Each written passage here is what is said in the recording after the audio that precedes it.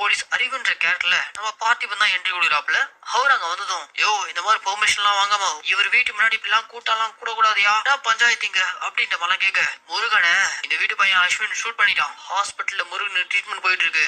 அவனுக்கு மட்டும் ஏதாவது ஆச்சு இந்த வீட்டுல ஒருத்தனும் உயிரோட மிஞ்ச மாட்டான். முருகன் எங்க போனாலும் அவன் நம்ம ஊர் ஆள், அவனுக்காக நாங்க நிப்போம். யோ போலீஸே, நீ இதே ஊர் தானே, நம்ம ஊர் பையனுக்கு நீ சப்போர்ட் பண்ணாம காசை வாங்கிட்டு நீ பெரிய ஆளுங்களை சப்போர்ட் பண்றியா அப்படின்ற மாதிரி மொத்த ஊரே சேர்ந்து இந்த எஸ்ஐ அறிவு திட்ட, ஒரு நிமிஷம் இருங்கப்பா நான் உள்ள போயிட்டு என்னன்னு பேசிட்டு வரேன் அப்படின்ற மாதிரி நேரா உள்ள வந்து சத்யராஜ் கிட்ட, வெளியே மொத்த ஊரும் கோத்துல இருக்காங்க. ஹாஸ்பிட்டல்ல இருக்க முருகனுக்கு எதுவும் ஆகக்கூடாது வேண்டிக்கங்க, அவனுக்கு ஏதாவது ஆச்சு அப்புறம் நான் கூட உங்களை வந்து காப்பாற்ற முடியாது அப்படின்ற மாதிரி இந்த எஸ்ஐ சொல்லிட்டு போறாரு. ஹாஸ்பிட்டல்ல நம்ம ஹீரோ கண்முழிக்கிறாரு. எஸ், நம்ம ஹீரோ பொழைச்சிட்டாரு. ஹீரோக்கு ஒன்னாகல, அவரு பொழைச்சிட்டாருன்ற விஷயம் எஸ்ஐ அறிவு வந்து ஊர்காரங்க கிட்ட எல்லாம் சொல்லி, போங்கப்பா போங்கப்பா உங்க இட்லி கடை முருகன் பொழைச்சிட்டான் போங்கப்பா அப்படின்ற மாதிரி கூட்டத்தை கலைச்சு வர்றாரு. சுடுபட்டு கிடந்த நம்ம ஹீரோ செத்துருவான்ற மாதிரி பரோட்டா கடை மாரிமுத்து நினைச்சு நின்றுப்பான். அவ்வளவுதான், முருகன் காலி. அதுக்கப்புறம் இந்த இட்லி கடை நமக்கு தான், கையலும் நமக்கு தான். எஸ், இவனுக்கு கையல் மேலேயும் ஒரு கண்ணு இருக்கு. ஆனா ஹீரோ பொழைச்சிட்டான்ற விஷயம் ஊருக்கே சந்தோஷமான செய்தியா இருந்தாலும் பரோட்டா கடை மாரிமுத்துக்கு அது ஒரு பேட் நியூஸா தான் இருக்கு. இப்போ உயிர் பொழைச்சு வந்திருக்க நம்ம ஹீரோ போலீஸ் கிட்டயும் இதுக்கெல்லாம் காரணம் சத்யராஜோடைய பையனான அஸ்வின்னு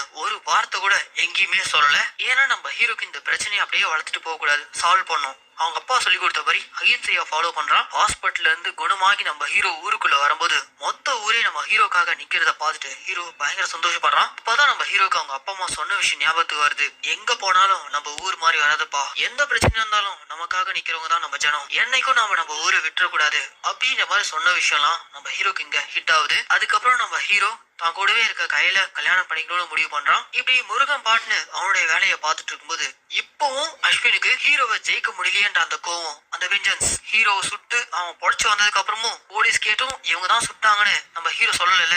அது இன்னமும் அஸ்வினுக்கு நம்ம ஹீரோ மேல கோவத்தை தான் உண்டாக்குது. அவன் என்ன நமக்கு பிச்சை போடுறானா, எனக்கு அவன் மேல இருக்க ஆத்திரம் அடங்கல நைனா, அவனை ஏதாவது பண்ணணும், அவனை எப்படியாச்சும் ஜெயிக்கணும் அப்படின்ற மாதிரிலாம் அஸ்வின் தான் அப்பா கிட்ட சொல்ல, எனக்கு என் பையனோட சந்தோஷம் தான் முக்கியன்ற மாதிரி சத்யராஜும் கொஞ்சம் கிரிமினலா யோசிக்க ஆரம்பிக்கிறாரு. இங்க பாரு அஸ்வின், தான் கிட்ட இழக்கிறதுக்கு எதுவும் இல்லைன்னு ஒருத்தர் இருக்கான் பாரு, அவனை அவ்வளவு சீக்கிரம் நம்மளால ஜெயிக்க முடியாது. அப்படி ஒருத்தன் தான் அந்த முருகன். அவங்க அப்பாவோடைய அந்த 1.5 நாள் இட்லி கடைக்காக உயிரே போனாலும் பரவாயில்லன்ற மாதிரி அவன் நிக்கிறான்.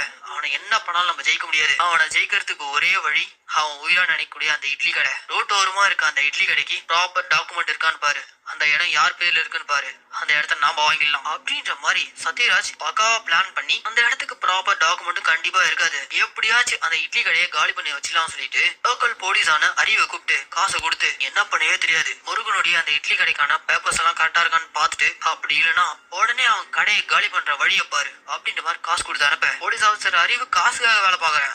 அவன் சத்யராஜ் கிட்ட காசை வாங்கிட்டு ரெஜிஸ்டர் ஆபீஸ்